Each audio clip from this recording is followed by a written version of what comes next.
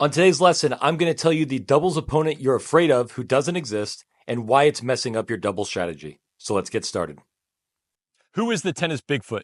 We all know Bigfoot is a mythological creature. Everyone claims they've seen him, but there's no video evidence to suggest that the creature exists. And much in the same way, there's a doubles opponent that everyone loves to tell me about, and yet I've never seen video evidence of this player existing. And that is the doubles opponent who can roast you down the line in your doubles alley over and over consistently. Now, I do know opponents who can do that sometimes, maybe 5 times a match. Last time I checked, it takes a minimum of 48 points to lose a match. So I am not worried about those 5 that go in the alley. I also know plenty of opponents who can beat you down the line, but in the singles court, okay? And if that happens, it could be because of your positioning, but it's most likely because of your balance. So I'm not telling you that people can't go down your line. I am telling you they can't go down the line in the doubles alley. And that's for a couple reasons. Number one, the doubles alley is 4.5 feet wide. So if you're telling me there's a 4-0 out there who can hit a 4.5 foot wide target while going over the net and simultaneously hitting it so fast that you can't cover it, well, then why would they ever miss the court? The doubles court is 36 feet wide. So I would assume that that person who's good enough to do that consistently would never miss the court in general. And I know that to not be true.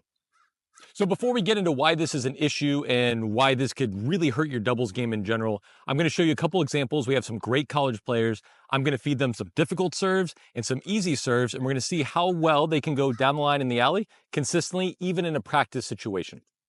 All right, so let's take a look at some returns here. This is at Duke University with Theo Winnegar, an All-American doubles player. And you can see this is a tough serve right here, and I thought about taking it out, but then I would have to take out the easy serves too, and this is actually an accurate representation of the type of serves he would receive. And you can see we're 3 serves in, and he still hasn't hit the alley yet. Right there is our first one outside half the line. That's an incredible return actually off a tough tee serve.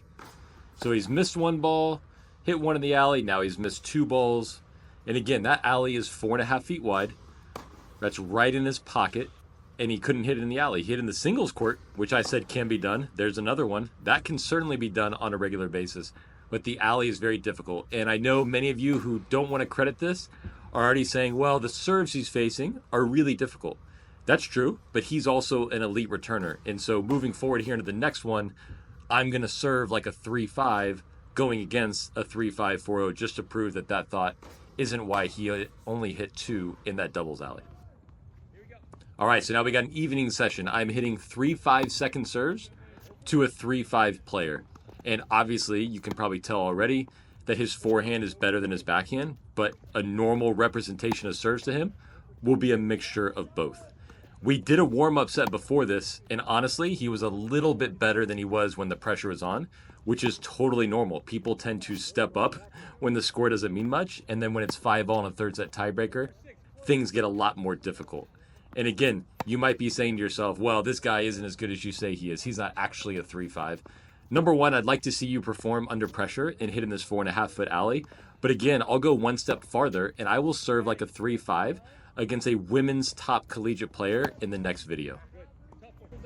All right, so we've got Piper here, and I worked with her for 2 years. She won a couple doubles national championships, competed in the U.S. Open, and is currently one of the best players at the University of Michigan, who won the Big Ten last year. And as you can see, this is really not that simple for her. I'm giving her what are relatively slow second serves for her level, and although she doesn't hit it more than our previous players, it's still not that easy. So although people can go down the line, although people can hit fast, it is very, very difficult to hit that 4.5 foot alley.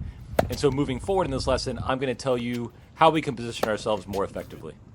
All right, so what's the problem in believing in this lie that this opponent exists who can beat you down the line in the alley? Number one, it's greatly going to affect your court positioning. So if I thought someone could pass me down the line, I would be standing over here with regularity, which leaves the middle of the court wide open. And Craig O'Shaughnessy has done a great job of comparing the doubles court to an hourglass. So the ball crosses through the middle in a very narrow area. It can look like it's gone wider because once it crosses the net, it can end up in the doubles alley. But most of the action happens through the middle, and that's where you want to be. If I was going to give you a math test and I said 85% of the test was on multiplication and 15% of the test was on division, what would you study more? What would you be more concerned about?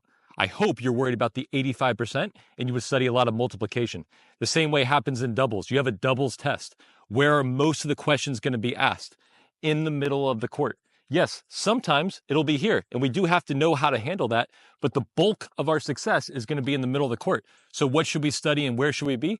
Absolutely the middle of the court. All right, so Bigfoot doesn't exist, and I'm not worried about my opponent roasting me in the alley with any consistency. So where do I position myself? I've always said you should be slightly closer to the center line than the single sideline, which is true, but let's break it down a little more detail. From my shoulder to my hand at 6'2", it's probably about 2.5, 3 feet, okay? The racket is 27 inches, so let's give myself 2 feet there. When I simply reach in any direction, I can cover 5 feet. If I take one step and we give myself 3 feet for that, now I can cover 16 feet worth of width with one step in reaching. So for me, I like to position myself in general where one step plus a reach can cover that single sideline. Again, I'm not trying to cover the alley at all. I am trying to cover my line, just not the alley. So for me, right about here, I can take a step, easily reach, I can take a step on an angle and be covering the middle. And again, the bulk of the action, the majority of the doubles test you are about to take occurs right here. And if you're trying to pass your test, this is the area you have to be good at. We need to acknowledge this exists and we need to be adequate and have a plan for that. But this is the bulk of what you need to succeed at. So if you're trying to pass your next doubles test, whether that's a league match, whether it's a recreational match with friends, this is the bulk of the area. Try to position yourself one step from that single sideline. And again, as always, it depends. So I have played one opponent in my entire career who hit every ball down the line. And when that person came against me, I stood right here. Okay, that is the one unicorn. By the way, he still didn't hit in the doubles alley. He just went down the line all the time. So make sure you're aware of what your opponent is doing. Ace this part of the exam, and you'll ace your next doubles match.